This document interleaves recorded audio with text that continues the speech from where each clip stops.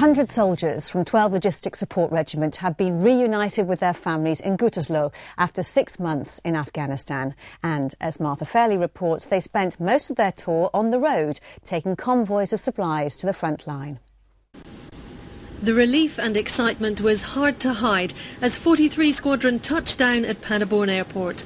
Throughout Op Eric 12, they've been the vital link for soldiers in forward operating and patrol bases across Helmand, delivering thousands of tons of supplies. To begin with, of course, the IED was a massive threat, especially north. However, towards the middle and the end of the tour, it got more kinetic, small arms fire RPG, especially, obviously they wanted to get the logistics there. They're not a stupid enemy, they're a very good enemy. And they realised that we were delivering stuff to A to B.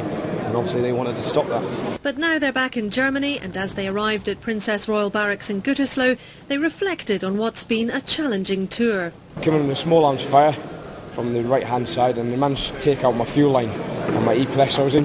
So I had to jump out under contact, connect a straight bar up and call the truck round from behind me to hook up to before we can carry on with the CLP. So yeah, it was quite exciting. 43 Squadron were involved in two very different operations. Long resupply patrols lasting more than a week through the desert up to Sqn, but also much shorter convoys through the green zone.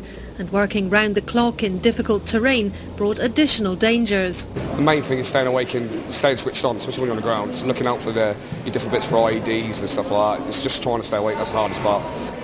But despite IEDs and insurgent attacks, remarkably the whole squadron has returned without any operational injuries.